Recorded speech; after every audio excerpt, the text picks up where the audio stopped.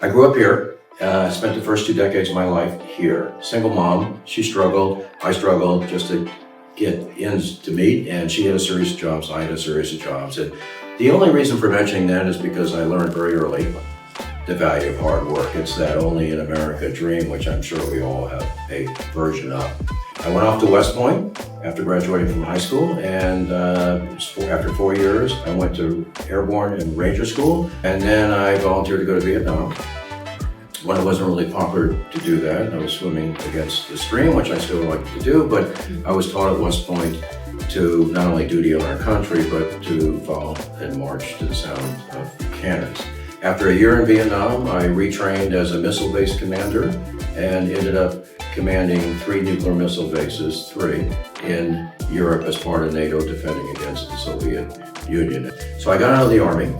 Reluctantly, because I had a really rewarding career. Went to Harvard Business School and embarked on a 33-year media career. First with HBO, which was a bit like an internet startup today. It was very young, and I was on the ground floor, and I took it all around the country.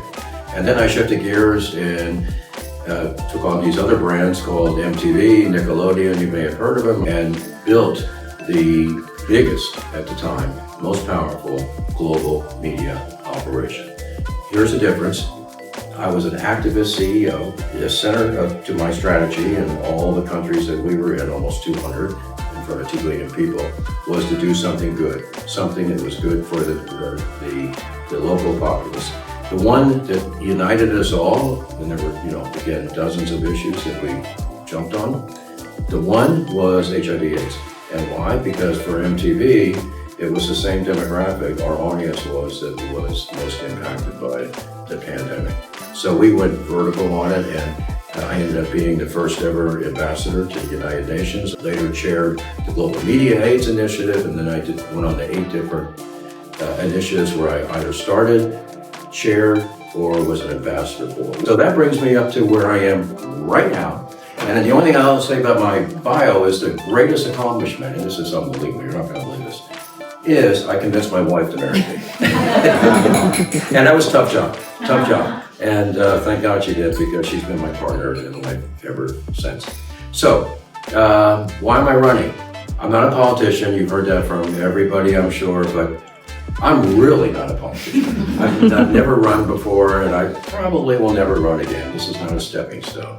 And the other thing is, it's a 24/7 job for me. I have capacity now after all my public service jobs. I have capacity. So I'm going to be in that office 24/7 to serve the residents. And I do think that one of the greatest risks that Miami Beach faces now is, to stick with the old politics and the old politicians, the same old, and expect a different result. It's not going to happen. So what I offer is a change and a clear choice. And I'll just sum it up by saying, as a former soldier, I feel very comfortable with law enforcement. That's what I did for 11 years. Secondly, as a former CEO, I know how to make decisions, cut through the bureaucracy, but we're going to make Miami Beach #1 in so many different areas in the world. And it's not only creating the vision, but it's also the strategy, and more importantly, implementing that strategic plan.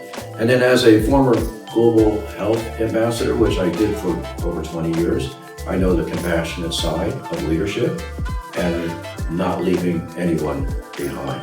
And I feel so strongly about that. And we have a lot of communities in Miami Beach that need that inclusiveness and diversity, and we're going to emphasize that and put that right at the top. Finally, as a father and as a husband and as a family person and as a fellow neighbor resident, it's our #1 priority to have the highest quality of life in Miami Beach. I provide choice, but most importantly, I provide change. We're going to change it up. We've said publicly that we're not going to accept any money from any developer. This is our campaign, Action with Integrity. And we're going to bring that to Miami Beach. And with that, let's open it up to Q&A. You've been a problem solver. You've been an action type of guy. So I want to ask you a question here relative to what would you do differently if you could do one thing differently from the prior mayor or the current mayor, Dan Gelber? What would that be? Well, that's a tough question because there's about 10 things I want to do in the first 60 days. But my first thing is just clean it up. honesty, no more of this pay for play that's happening with our fellow commissioners. Not gonna happen. We gotta stop that. Because that's a culture that is just, it's like a tipping point. It exists everywhere in the city, and it's gonna change, like day one. A lot of politicians, including our opponents, are engaged in exchanging money for development. And all you gotta do is look around. Look around, you can see it. You can see Godzilla. Not only Godzilla, what happened last week with that pipe? You know, I still haven't got to the bottom of it, but we're boiling our water at home. We can't let development get ahead of infrastructure. And this is a classic example of infrastructure not being able to keep up with, Godzilla or the rest of them.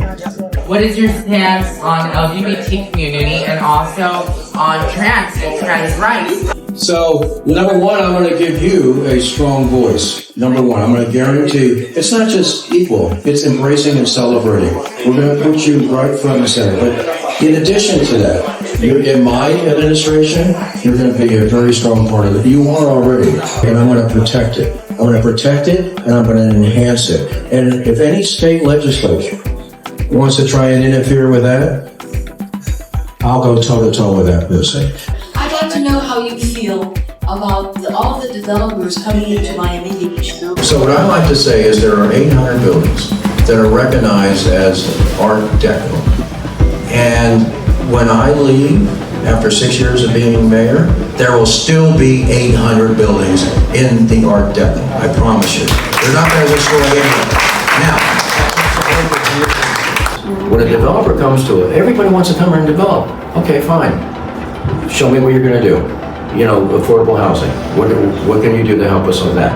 There's so many issues that developers can help us on, and we're going to leverage it. All of our policies and all of our directives should be driven by the residents. And every time we go out, we learn something more. So I'm selfishly, I know you want to ask me a lot of questions, and I'm completely transparent, but selfishly, I'm looking forward to hearing what you say. And what you say helps mold us into our positions. This is the greatest generation. And everybody here has a story. It's a little bit about what I was talking about earlier. Only in America, America dreams. And many of us come from countries that are not free, that are run by dictators. So you know the importance of freedom. So you match that with the fact that you've seen a lot, makes you more important than any generation. We need to listen to you. We need to take your advice. We need to protect you and ensure that you're safe. And the city needs to support you. You should have discounts. You should not pay for any transportation. And we should pay you back for what you've given to the city just by being engaged citizens all these years. Exactly. But what I'm about is unity. It's not about left. It's not about right. It's maybe more up and down. We're going to go up. And I bring different types of people together. And I know it sounds perhaps a little, naive, because we live in such a dysfunctional environment in America. It's basically half and half, 50% on either side.